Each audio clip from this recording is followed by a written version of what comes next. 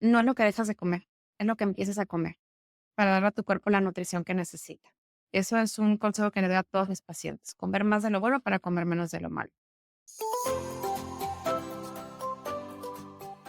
Hola, bienvenidos nuevamente al podcast. En esta oportunidad tengo una invitada nuevamente muy especial. Es la primera invitada de México, del hermoso país de México, que, bueno, con Alexa Shipley, yo la he estado siguiendo ya hace unos años, desde prácticamente inicio de la pandemia, un poco después, cuando empecé a escuchar muchos podcasts en las diferentes plataformas. Estuve escuchando mucho sobre nutrición, nutrición funcional, medicina integrativa, funcional, mente-cuerpo, etcétera. Y uno de los podcasts que más me llamó la atención fue el de Alexa. Y no es porque Alexa estás acá, pero ya te lo había comentado antes. Me gusta mucho la información que das porque es un enfoque diferente. Es el enfoque de la nutrióloga o de la nutricionista que no solamente se basa en lo que son las calorías o lo que son el índice de masa corporal, que algunos de esos conceptos aún así se utilizan, pero como que ya la medicina ha evolucionado muchísimo. Estamos hablando de una medicina más a nivel celular, de una medicina que reduce la inflamación y la nutrición es parte vital. Entonces tenemos en el programa a Alexa Shipley. Alexa estudió nutrición, nutrióloga en Puebla, hizo su maestría también en ciencias de la nutrición. Además, tiene estudios de medicina funcional. Ha creado o es autora de 3 libros. El último libro se llama Vivo, es un recetario familiar y lo publicó hace un año, si mal no recuerdo. Es muy activa en las redes sociales y aún tiene un podcast, tiene su práctica privada, donde ve pacientes en vivo y también en línea. Y la verdad que es un trabajo espectacular en nutrición funcional, que es lo que vamos a hablar el día de hoy. Vamos a hablar cómo la nutrición puede jugar un papel tan importante en lo que es las enfermedades del metabolismo, en especial la resistencia a la insulina, con estas tasas que estamos viendo de diabetes, obesidad, que cada vez están más altas. Alexa, bienvenida al podcast. ¿Cómo estás? Muchas gracias. Muy bien, muy motivada para empezar a hablar sobre los temas más relevantes, sobre todo en México, ¿no? Que es resistencia a la insulina. Cada vez hay más pacientes con esta condición y yo creo que cuando hay un tratamiento adecuado para el paciente, se puede revertir. Así es. Y como hablamos siempre en medicina funcional o en nutrición funcional, siempre se va uno a la raíz, a la causa de los problemas. ¿Por qué está sucediendo esto? ¿No? Estamos acostumbrados, en especial los médicos, en solamente tratar ya el efecto del problema. Nos focalizamos solamente en el azúcar. El azúcar está alta, ¿qué podemos hacer para reducir el azúcar? Las medicinas para el azúcar, utilizamos la insulina, pero nos olvidamos de que todo viene de lo que comemos. Entonces empecemos primero con eso. Primero digamos de que y eso, una pregunta que te hago, que es una conversación, como tú lo sabes, este podcast. Mi primera pregunta sería, ¿qué tan frecuente tú ves ahora en tu práctica clínica como nutrióloga el problema, no solamente el sobrepeso, el problema de la diabetes, de la prediabetes, de estos problemas metabólicos? ¿Cómo ha cambiado en los últimos años? Claro. Mira, yo te puedo decir que yo me dedico a la consulta privada, yo soy nutrióloga clínica, me dedico a ver pacientes clínicos y una de las mayores condiciones que he visto es resistencia a la insulina, sobre todo en mujeres. Y todo va de la mano porque todo es hormonal, pero es muy común que yo encuentre una mujer que tiene síndrome de ovario poliquístico, que tiene hipotiroidismo y que tiene resistencia a la insulina. Entonces, todo parte de la hormona de la insulina.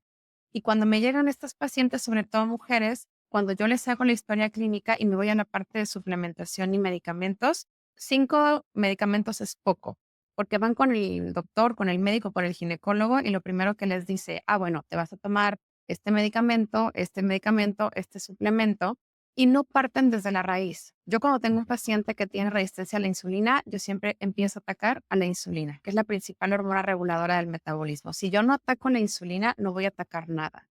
Y la insulina se ataca con una buena suplementación, con una buena alimentación, con un buen ejercicio, una estructura de ejercicio físico. Aquí quiero hacer un paréntesis muy grande porque hay estudios recientes que han demostrado que mujeres que realizan ejercicio de fuerza, que tienen masa muscular, puede disminuir de manera significativa la resistencia a la insulina.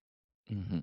Y eso es como parte de un tratamiento integral, hacer ejercicio de fuerza. No tienes que irte a un gimnasio y meterte 1 hora todos los días, porque tú lo hagas en tu casa y que hagas un peso que te rete, aumentar masa muscular es una herramienta muy importante para tratar la resistencia a la insulina. y se complementa con una buena alimentación, con una buena suplementación, un buen sueño, un buen descanso y una buena hidratación.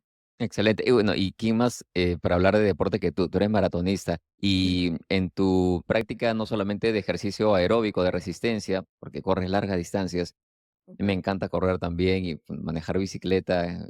Sí. Probablemente me gusta un poquito más que correr, pero disfruto de ambos. Pero el ejercicio de fuerza nos olvidamos. No solamente para personas que hacen ejercicio, digamos, de fondo o aeróbico principalmente, nos olvidamos de la parte del ejercicio muscular. Y yo creo que es un buen punto para empezar. Cuando tienes un paciente o una paciente, mencionas que muchas mujeres tienen estos problemas, están asociados a situaciones hormonales, pero tu enfoque en lo que es el ejercicio y el ejercicio de fuerza muscular, bueno, la recomendación es de 2 a 3 veces por semana. Ujú. ¿Recomiendas tú algún tipo de ejercicio en especial? Porque las personas piensan, para hacer ejercicio de fuerza muscular tengo que ir a un gimnasio, a levantar pesas, y ahí es cuando muchas personas, las mujeres en especial, dicen, yo no voy a hacer eso, eso es de Claro. los hombres. Mira, es una muy buena pregunta, porque para llevar una estructura de ejercicio anaeróbico, sobre todo, que es un ejercicio de fuerza, ocupas una rutina, Ujú, ¿sí?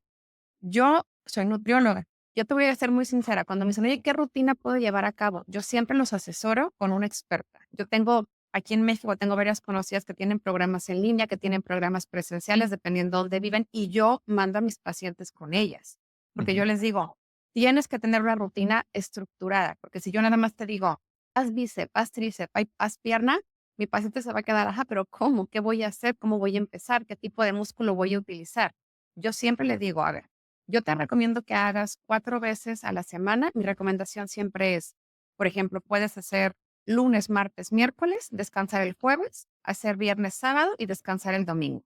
Entre más ejercicio hagas, siempre va a ser mejor. Para mí siempre va a ser 5 días a la semana con 2 días de descanso, porque luego me dicen: "Ay, con 3 veces a la semana es suficiente". No, sé constante. La constancia siempre va a ser lo más importante, pero yo sí los mando con un especial, bueno, con un entrenador que sepa dar una rutina estructurada y me enfoco mucho en mujeres que lo hacen en corto tiempo. Por ejemplo, yo conozco muchas entrenadoras que en 35, 40 minutos te sacan una buena rutina para aumentar tu masa muscular, y ya yo entro como nutrióloga, donde entro con la alimentación, con la suplementación, pero sí es recomendable que sí recomiendes plataformas o personas que sepan del tema, porque yo soy nutrióloga, pero una rutina como tal de bíceps, de tríceps, de espalda, de pecho, de hombro, yo no te la puedo manejar, porque yo no soy entrenadora física.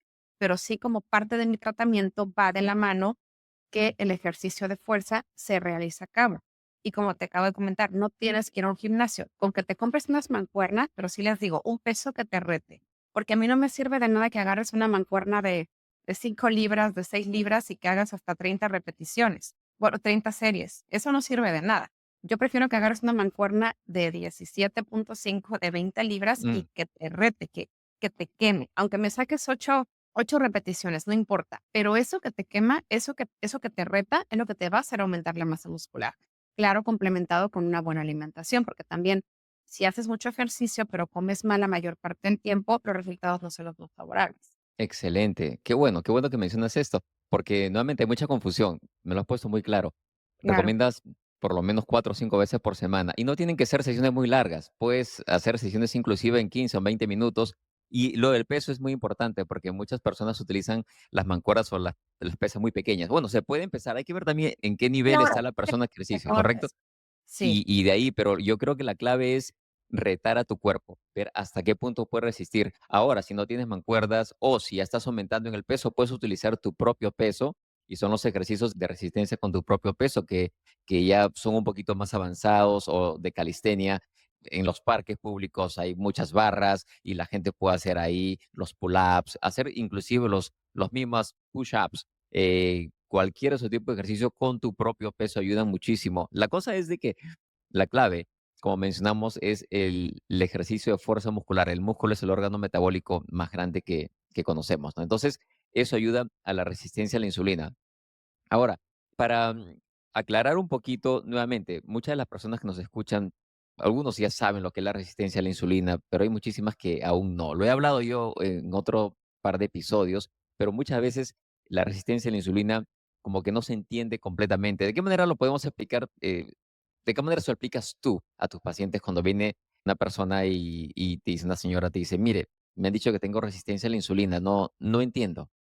Mira, yo siempre les digo a mis pacientes, la resistencia a la insulina es una condición donde tus células del hígado, del músculo, de tu cuerpo no responden a la insulina.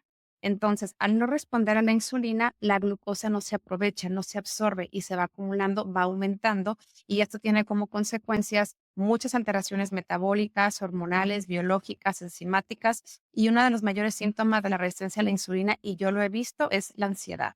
Muchos pacientes que tienen resistencia a la insulina sufren de ansiedad. Ansiedad sobre todo por comer azúcar. Y al comer azúcar se genera un círculo vicioso, comen más y más y más y más, y ahí es cuando se puede desencadenar un síndrome metabólico, ¿no? Una dislipidemia, como una hipertrigliceridemia, una hipercolesterolemia, una obesidad, porque el índice de masa corporal cada vez va más en aumento, y después de esto ya una diabetes, ¿no? Entonces, prácticamente es eso. Tu cuerpo no responde a la insulina. ¿Y qué pasa? La glucosa no se absorbe como debe de ser.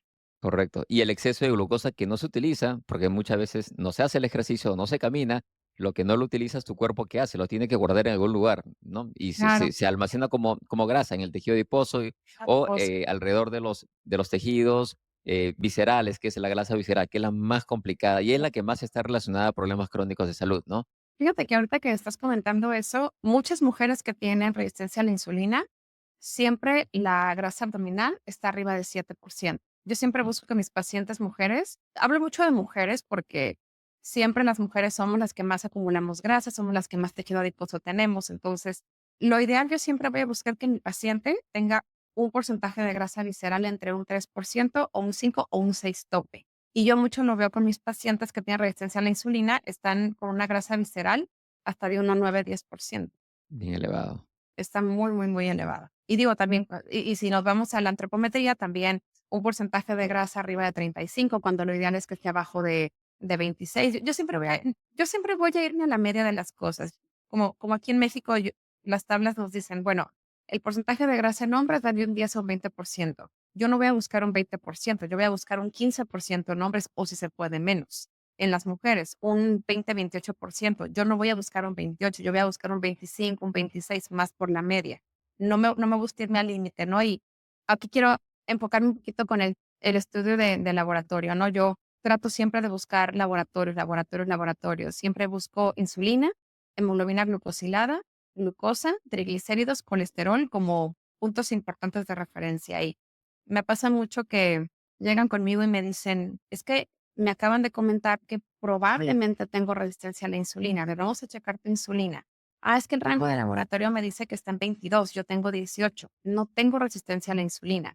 Yo siempre voy a buscar como nutrióloga clínica que mi paciente tenga una insulina por abajo de 6. Cuando mi paciente tiene una insulina por arriba de 7, yo ya busco otros parámetros. Vamos a buscar la hemoglobina glucosilada. Ah, la hemoglobina glucosilada está en 5,8. Es otro indicador. Yo tengo que buscar que la hemoglobina glucosilada esté abajo de 5,4, de 5,2. Vamos a ver la glucosa del paciente. Ah, está en, y esto me llama mucho la atención porque creo que la glucosa es el parámetro más importante que no sabemos medir. Sobre todo los médicos y algunos especialistas, la glucosa siempre, 110, la tienes perfecta. Está en 100, la tienes perfecta. Pero yo siempre voy a buscar una prevención, que la glucosa esté abajo de 85. Pacientes que tienen glucosa arriba de 90, ojo, porque eso ya puede ser una resistencia a la insulina.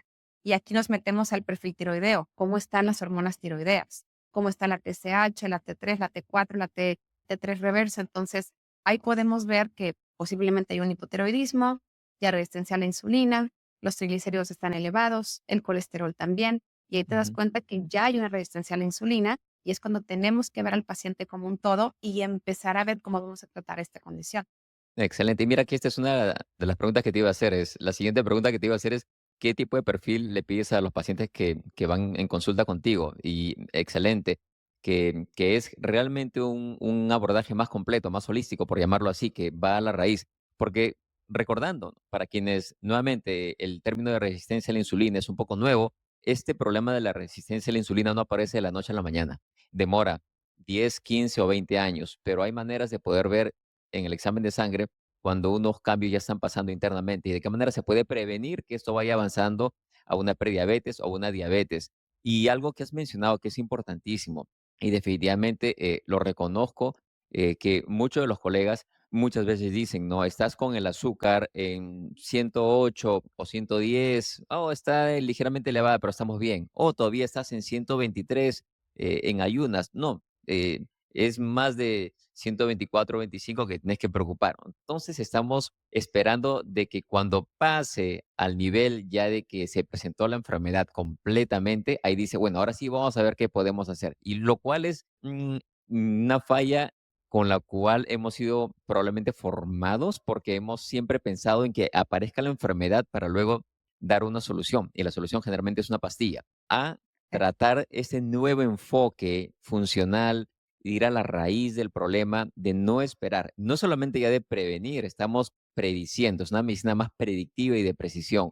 Entonces, yo creo que los análisis que nos cuentas son muy importantes y justamente por eso es una de las razones que te he invitado al podcast, porque es el enfoque que tienes de nutricionista o nutrióloga, por ujú, ujú, decirlo, tradicional, que nuevamente en la primera consulta conversa con los pacientes y mucha gente ya sabe. Yo he conversado con muchos pacientes y me dicen, no quiero ir a la nutricionista, a la nutrióloga porque me va a poner en una dieta. Le digo, no, es que le va a hacer un enfoque diferente. No, ya se me van a poner en dieta, que baje los azúcares. Yo ya sé lo que tengo que hacer. Tengo que dejar las sodas y yo sé que tengo que bajar los azúcares y lo voy a intentar por mi cuenta. Me imagino que mucha gente te ha llegado de esa manera, ¿no? Y ¿cómo es tu conversación en ese sentido? Fíjate que el otro día platicando con una no era compañera, era una amiga mía, me dice: "Seguramente te llegan siempre a la consulta con: 'Quiero bajar de peso, quiero que me pongas a dieta. Tengo una boda y quiero bajar 3 kilos para entrar al vestido'", ¿no? La realidad es que no. A mí no me gusta ver ese tipo de pacientes de: "Solo te voy a bajar de peso". A mí me encanta ver pacientes clínicos porque me gusta nutrir al paciente. Yo siempre le digo a mis pacientes: "No es una dieta". A mí no me interesa cuánto pesas, a mí no me interesa poner darte un plan de alimentación con una dieta y ahí síguela, ¿no? A mí me interesa mucho ver a mi paciente desde cero, hasta preguntarle cómo duerme, cómo se hidrata, si va al súper, dónde come, quién prepara los alimentos, con quién vive en casa, cómo se lleva con las personas que viven en casa, porque también eso es importante. Ujú, ujú. Si toma, si fuma, si hace ejercicio, si tiene alguna alergia con un alimento, si algún alimento no le gusta, cuál es el peso que quiere tener él, cómo se siente con su peso, porque también tenemos que tener una empatía con el paciente, qué Correcto. come, dónde come, a qué hora come, qué alimentos no le gustan, si hace colaciones, como ver al paciente como un todo. Y cuando entro en la parte patológica, siempre encuentro algo, siempre. A ver, ¿qué antecedentes patológicos heredofamiliares hay? ¿Cuál antecedente tuyo? Siempre algo sale, ¿no? Entonces, me gusta mucho atender a mis pacientes clínicos donde hay un hipotiroidismo porque yo ya sé cómo voy a entrar, ¿no? Dieta con selenio, quitar la soya, suplementar con zinc, cuidar mucho la alimentación, paciente con gastritis, ¿no? Bueno, ver, ahí en este caso yo pido un estudio de homocisteína para ver cómo está metilando el paciente, para ver si tenemos que darle vitamina B12, vitamina B9, vitamina B6, buscar una forma metilada para suplementarlo. Un paciente con resistencia a la insulina, ver cómo está la insulina, cómo está la hemoglobina glucosilada, cómo está la glucosa, ver si hay que hacer un perfiloma también para ver un perfil más completo. Y ya después de eso, ver la alimentación. Entonces, algo que yo tengo mucho con mis pacientes es tratar de empatizar con ellos, que ellos sepan que me interesa realmente cómo están ellos. Y yo siempre les digo, te voy a preguntar muchas cosas porque realmente me interesa conocerte a ti como paciente. En la primera consulta no me enfoco tanto en hablar de calorías, ni de grupos de alimentos, ni de macronutrimentos. Me importa en la primera consulta conocer a mi paciente, sacarle toda la información que pueda, para que yo teniendo toda esa información, yo ya pueda hacer un plan de alimentación para mi paciente con recomendaciones importantes, con su formato antropométrico, con la descripción de los análisis que yo ya vi, y ya después explicarle poquito a poquito cómo va a llevar su seguimiento y su tratamiento. Excelente. Y eso es justamente el primer paso, es conocer a la persona que viene a buscar la ayuda, ¿no? Porque no es un problema de enfermedad, a veces es el problema de quién tiene la enfermedad, como muy comúnmente se sabe, ¿no? La actitud. ¿Cuál es el principal obstáculo o barrera que enfrentas tú cuando tienes una persona, digamos, que no conoce mucho el tema, que es probablemente la mayoría de personas quienes nos están escuchando en algún momento, probablemente nunca han escuchado de esto o están con las ideas muy antiguas de que solamente todo es calorías y que solo es dieta, que realmente no es así como lo vamos a conversar ya en unos minutos, antes de pasar a la parte nutricional en sí, que lo vamos a guardar un poquito para después.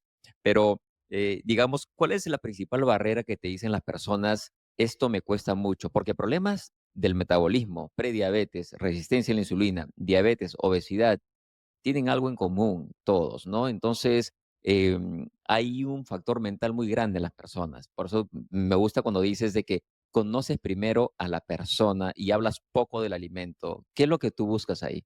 Cuando quiero conocer a mi paciente, o Ujú. refiriéndome a cuál es el principal obstáculo, porque cuando me preguntas el principal obstáculo, yo te puedo decir que es la constancia, que no mi paciente no es constante.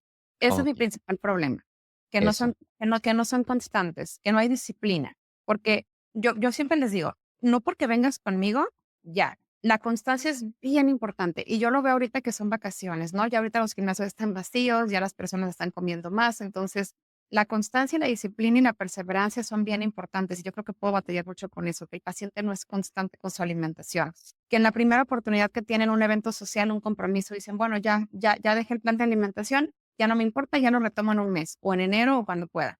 Pero yo creo que ese puede ser el mayor problema, que no son constantes, que no tienen disciplina. La constancia, excelente. Sí, eso también lo veo mucho.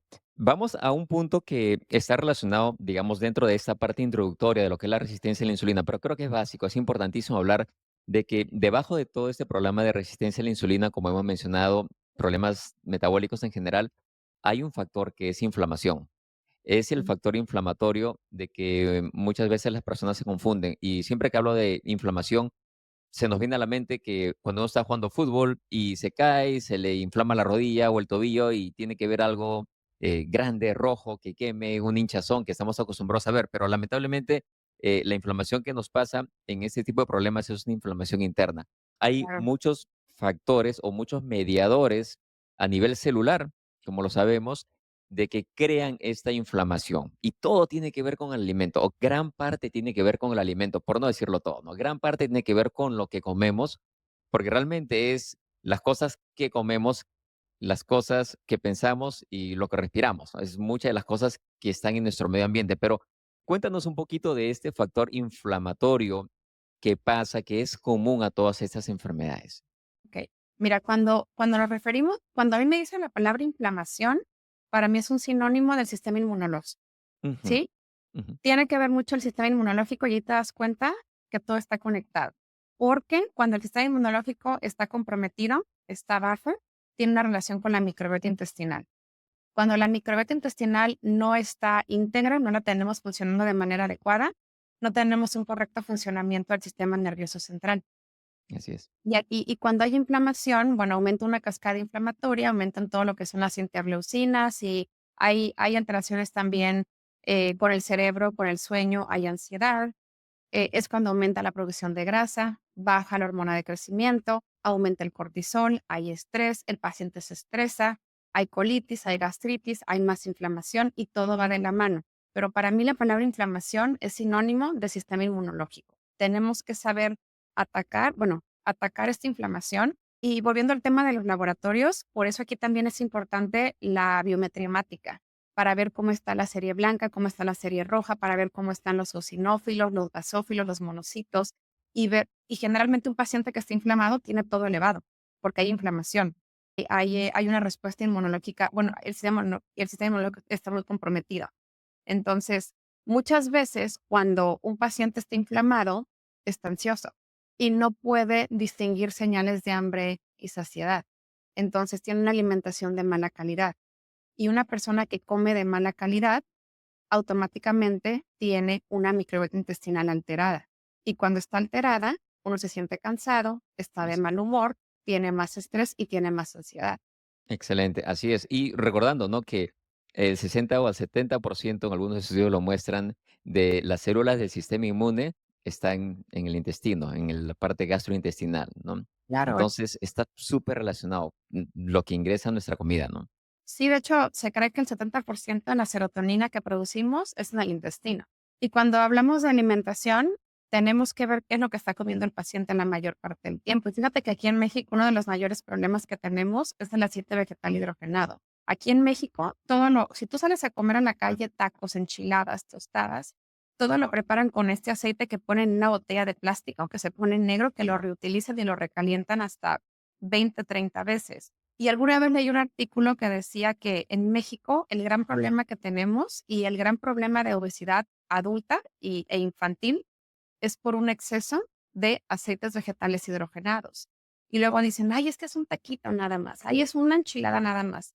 Pero todos los días se va generando una alta cascada inflamatoria. Gracias por seguir el contenido. Espero que encuentres esta información útil y de valor. No te olvides de suscribirte al canal de YouTube y activar la campana de notificaciones para que no te pierdas las publicaciones que hacemos semanalmente. Si nos estás escuchando en cualquier plataforma de podcast, comparte con alguien a quien tú crees que esto le puede hacer de ayuda. Ahora sí, regresamos al episodio. Excelente, son los aceites hidrogenados, son modificados que resisten temperaturas muy altas, cuando hay otras opciones que son un poco más saludables, ¿no? El aceite de avocado, tenemos inclusive el aceite de coco también, o una ensalada con aceite de oliva, Claro, mira, yo como le digo a mis seguidores, a mis pacientes, aléjate de todos los aceites que promocionan en la televisión.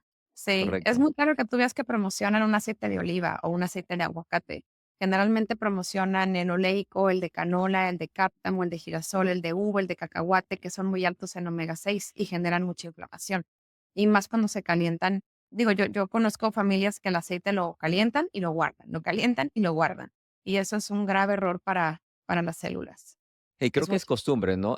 Culturalmente, en el Perú también, veo muchas familias que en algún momento probablemente lo hemos hecho en casa hace muchos, muchos años también. Uno utiliza el aceite y lo va guardando y dice, no, no lo botes y lo vuelve a utilizar. Entonces, este aceite recalentado es el que está asociado a la inflamación, ¿no? A lo que es las sustancias proinflamatorias. Ahora, has hablado de un par de tópicos que son súper, súper importantes. Bueno, el primero, una situación más conceptual de lo que es medicina funcional, que es de que todo está relacionado. Cuando tú tienes una persona que tiene un problema del sistema inmune o tiene un problema metabólico, tiene también un problema autoinmune, generalmente tiroides, o tiene una intolerancia a un alimento, todo se relaciona una cosa con la otra. Y eso es un paradigma que justamente una de las ideas de crear este podcast es divulgar este enfoque diferente a la medicina, este enfoque más funcional, buscar la raíz y cómo todo se relaciona una cosa con la otra. Y el otro aspecto que mencionaste,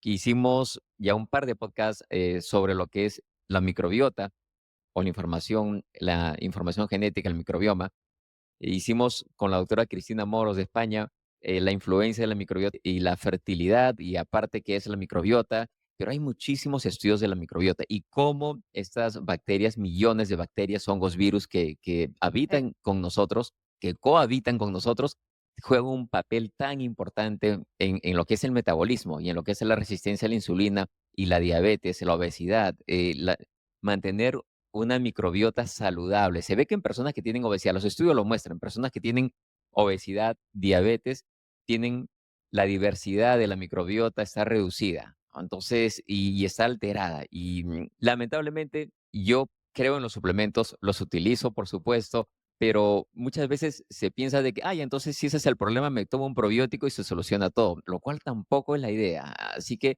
hay mucho en lo que es microbiota y resistencia a la insulina, ¿correcto? Hay mucha información, mucha. Y fíjate que a mí se me hace muy, lo digo con mucho respeto, pero se me hace muy irresponsable cuando un nutriólogo o incluso un médico recomiendan a sus pacientes probióticos sin antes cambiar su alimentación.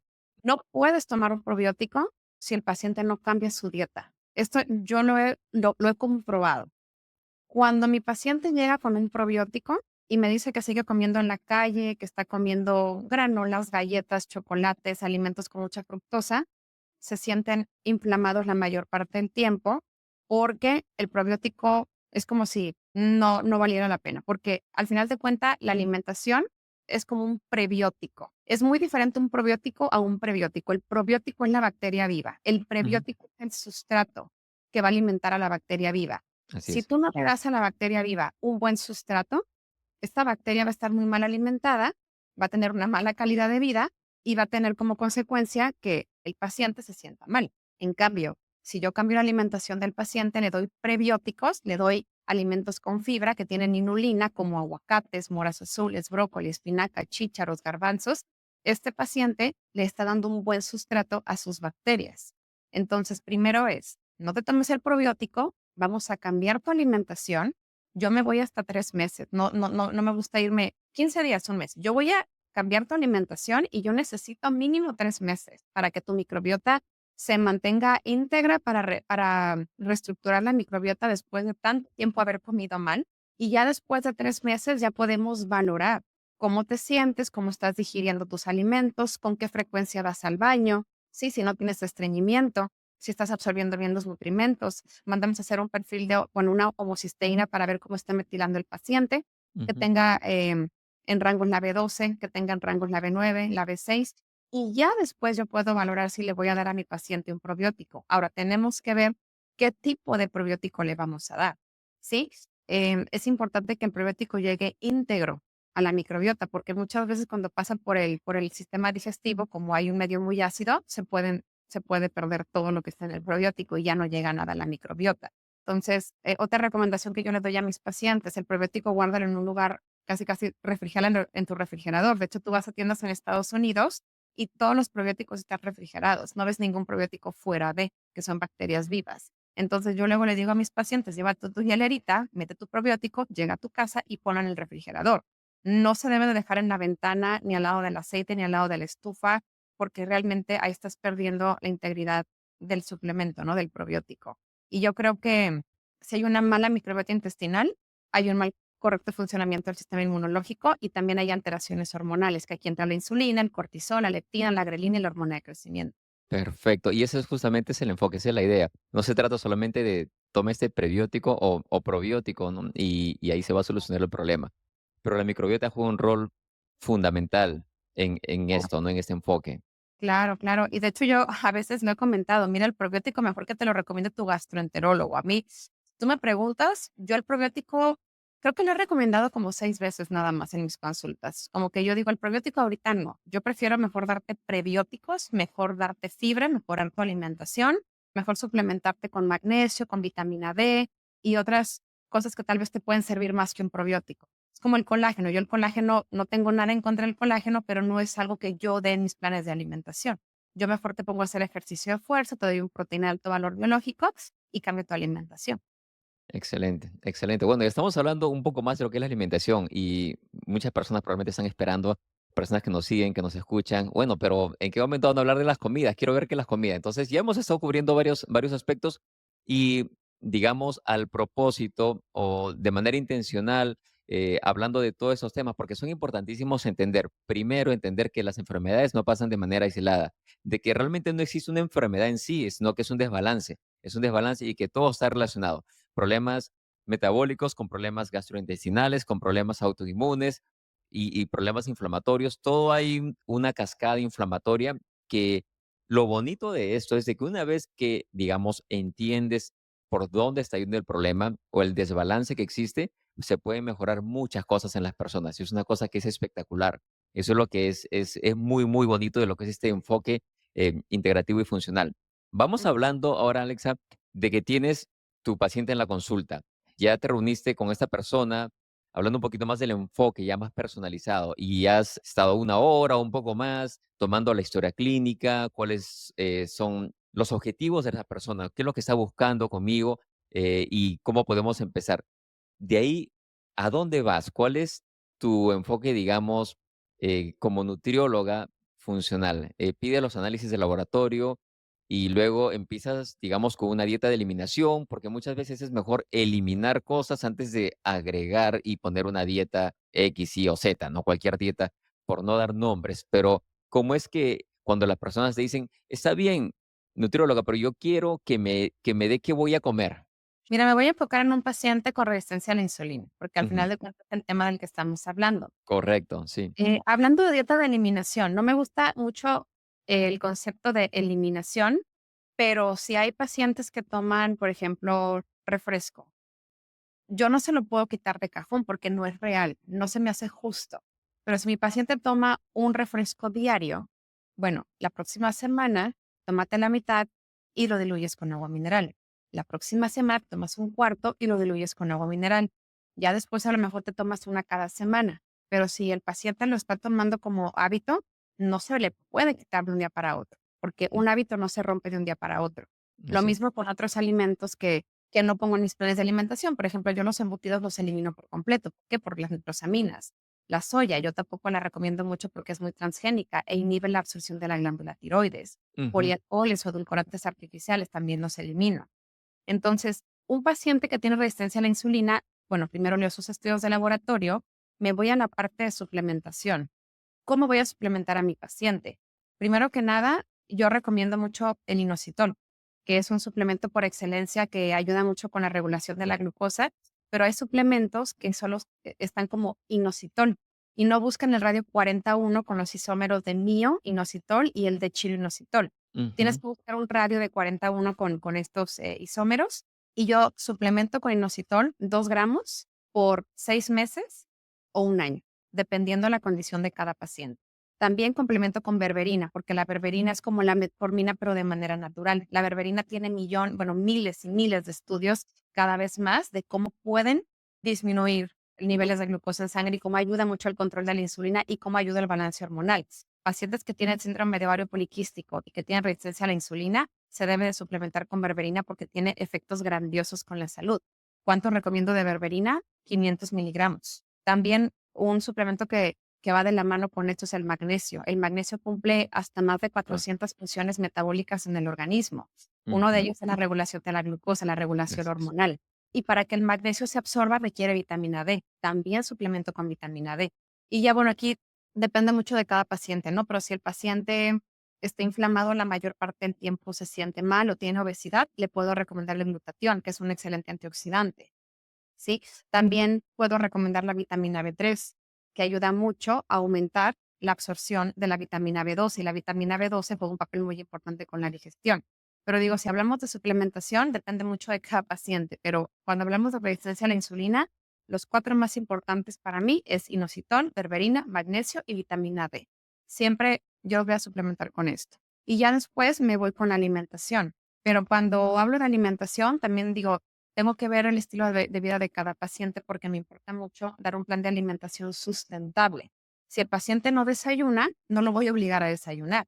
Pero si el paciente hace nada más 2 comidas al día, ok, yo te hago un plan de alimentación con 2 comidas porque sí lo hago, pero es importante que en estas 2 comidas del día cubras el 100% de tus macronutrientes, que son proteínas, grasas y carbohidratos. O luego tengo pacientes que me dicen, es que yo ya no ceno. Ok, no cenes, pero haz una muy buena comida y haz un buen desayuno. Cuando hablo de un paciente que tiene resistencia a la insulina, me enfoco mucho en alimentos hipoglucemiantes. ¿Cuáles son estos? Cilantro, perejil. Recomiendo que a todo le pongan cilantro y perejil porque son hipoglucemiantes por excelencia y Ujú. fuentes importantes de vitamina C. Recomiendo mucho el grupo de las leguminosas, que es un grupo de alimentos, frijoles, garbanzos, lentejas, chícharos, alubias y que les pongan un poco de vinagre de manzana porque aumenta el efecto hipoglucemiante. Media taza es una porción y aquí se le puede poner cilantro y perejil también y el efecto hipoglucemiante aumenta. El aguacate es de mis top cuando se habla de resistencia a la insulina, porque tiene un efecto saciante, tiene omega 3, tiene vitamina E y también es hipoglucemiante y aparte tiene enzimas digestivas, que son las amilasas. Y una pregunta que mucho me hacen, ¿puedo comerme un aguacate entero? La respuesta es sí, pero depende Ujú. de cada paciente. Si el aguacate es chiquito, te puedes comer hasta un aguacate completo porque en un aguacate hay 4 rebanadas hay 4 rebanadas que equivalen a 4 porciones de grasa. Y si el paciente puede comer 4 rebanadas al día, 4 porciones al día, se puede comer hasta un aguacate, pero yo digo, mejor cómete la mitad y come otras grasas para que obtengas más nutrimentos, por ejemplo, aceite de oliva, nueces, almendras, semilla de linaza, semilla de chía. Pero volviendo al tema de la alimentación, como te comento, para mí es muy importante incluir alimentos hipoglucemiantes como cilantro, perejil, frijoles negros, garbanzos, lentejas, aguacate. El ajo también para mí es muy importante porque tiene un efecto antiinflamatorio y un efecto antioxidante. Y me gusta mucho recomendar el nopal. El nopal es un hipoglucemiante por excelencia y hay estudios que han demostrado que puede ayudar a no revertir, porque el nopal por sí solo no te va a ayudar. Todo depende también de cómo son tus hábitos, pero tiene un impacto muy importante con la regulación de la glucosa en el cuerpo. Y otra recomendación que le doy a mis pacientes es la proteína, que incluyan proteína en cada comida, porque la proteína aumenta la saciedad y ayuda a mantener estable por más tiempo a la insulina. Ahora, pueden estaros escuchando un paciente vegano o vegetariano y decir, pero yo no como proteína animal. Ok, se entiende. Y yo respeto mucho cada tendencia de mis pacientes con su alimentación. Pero cuando me llega un paciente vegano que tiene resistencia a la insulina, le recomiendo muchos alimentos que tengan proteína vegetal. Por ejemplo, quinoa, amaranto, garbanzos, frijoles, lentejas, semillas de cáñamo, semillas de girasol, semillas de calabaza. Le puedo dar una proteína en polvo que tenga concentrado de harina de chícharo, pero tenemos que darle proteína. Ahora, un paciente que lleva una dieta saludable normal, yo recomiendo mucho el huevo, que el huevo tiene muchos nutrimentos, ¿no? Un desayuno para mí, para un paciente que tiene resistencia a la insulina, es 2 o 3 huevos, dependiendo de cada paciente, vuelvo a lo mismo, con algo verde, por ejemplo, espinacas, brócolis, ejotes, calabazas, espárragos, que lo verde tiene clorofila. Y de hecho, lo verde aumenta la absorción de la yema de huevo, que, o sea, todo lo verde tiene clorofila, y lo verde va a aumentar la vitamina A por la yema de huevo. Entonces, un paciente que tiene problemas de caída de cabello, que tiene problemas de la vista, esta combinación es muy buena. Entonces, el huevo, yo lo recomiendo mucho en los desayunos complementado con algo verde. Recomiendo también el aguacate en las comidas, el pollo, la carne, el pescado. El salmón lo puedo recomendar mucho, pero no tanto por el mercurio. La carne de puerco no tanto por la histamina. Entonces, ir variando las proteínas y a lo mejor 2 veces a la semana comer algo vegetariano. Por ejemplo, un tazón de lentejas con quinoa, un tazón de garbanzos con arroz, que el arroz tampoco lo recomiendo tanto por el arsénico, pero ahí es cuestión de buscar un balance con todos los alimentos. Y también es importante incluir fibra, porque la fibra aumenta la saciedad, ¿no? Cuando hablo de fibra me refiero a verduras de hoja verde, frutas, sobre todo rojas y moradas, que aquí quiero hacer un paréntesis muy grande porque uno escucha, ay, el tema de la resistencia a la insulina, ¿no? Ya no voy a comer fruta. Claro que puedes comer fruta, pero no te voy a recomendar frutas que tengan un alto índice glicémico, como el mango, como el plátano, como el dátil, como los arándanos. Yo te voy a dar frutas que tengan un bajo índice glicémico, como la mora azul, la fresa, la frambuesa, la zarzamora, la papaya, la manzana roja. Entonces, un paciente que tiene resistencia a la insulina, claro que puede consumir frutas, de preferencia en la mañana, porque el cuerpo tiene una mayor capacidad para absorber la fructosa de las frutas y de preferencia siempre complementadas con algo que tenga proteína y grasa. Por ejemplo, si vas a comerte una manzana, cómetela con almendras, cómetela con nueces. Te vas a Mm. comer una taza de moras azules, cómetela con crema de almendras, con semillas de girasol, para que esta proteína y esta grasa le pongan un freno de mano a la fructosa presente en la fruta. Excelente. Wow, nos has dado una clase magistral de lo que es un enfoque práctico, que eso es lo que buscamos. Y muchas de las personas lo que quieren es eso, es la información práctica. Y te agradezco muchísimo. Es tratar de resumir todo. Yo diría a las personas, por favor, vuelvan a escuchar todo lo que nos has comentado en los últimos minutos, unas 2 o 3 o 4 veces, porque es importantísimo. Me gusta mucho cuando hablas de los suplementos, que es importantísimo. Siempre lo menciono, tus mejores suplementos vienen de los alimentos que comes. Lamentablemente, con la calidad de los suelos y la calidad de los alimentos que hay hoy en día, es difícil obtener una buena cantidad de los nutrientes de los alimentos enteros. Sería lo ideal, pero vivimos otros tiempos. Entonces, es recomendable, sobre todo en personas que ya tienen un problema, como la resistencia a la insulina, o la diabetes o la obesidad, suplementar. Y ya has mencionado 4 que son muy, muy importantes, ¿no? El inositol, berberina, el magnesio y la vitamina D. Una pregunta, el magnesio, hay muchos tipos de magnesio. Magnesio, óxido de magnesio, gluconato de magnesio, Hidrato de glicinato de magnesio, magnesio. Glicinato es uno de los de preferencia, ¿correcto? sí, mira, hay estudios que han demostrado que los 3 que más se absorben es glicinato, citrato y trionato. Ujú, El citrato está más enfocado en la digestión, ujú. en pacientes que tienen estreñimiento, colitis, gastritis, y el glicinato está más enfocado en la memoria, en el aprendizaje, en la ansiedad, en el estrés, en pacientes que tienen Parkinson, que tienen Alzheimer, pacientes que no pueden dormir. Tiene un efecto más relajante en el sistema nervioso central. Y yo el que más recomiendo es el glicinato porque está ligado a la glicina y la glicina es un aminoácido. También ayuda mucho con pacientes que quieren aumentar la masa muscular. Yo les puedo recomendar el glicinato. Nada más que lo recomiendo en la noche. Ahora, como paréntesis, si nunca has tomado un suplemento de magnesio, empieza a tomarlo un día sí, un día no, un día sí, un día no, durante la primera semana nada más, para que tu cuerpo se vaya adaptando a él. Así es, así es. Sí, sí, sí, eso es importante. Y la dosis un poco baja, seguir subiendo poco a poco. Dosis depende de cada paciente. Cada cada persona es completamente diferente, no le puedo decir 200 miligramos o 400 miligramos o 800 miligramos porque varía definitivamente, pero el magnesio como glicinato también funciona muy, muy bien. Y la vitamina D, la vitamina D3, que yo lo considero más que una vitamina, es una hormona, es una sustancia espectacular que tenemos en el cuerpo.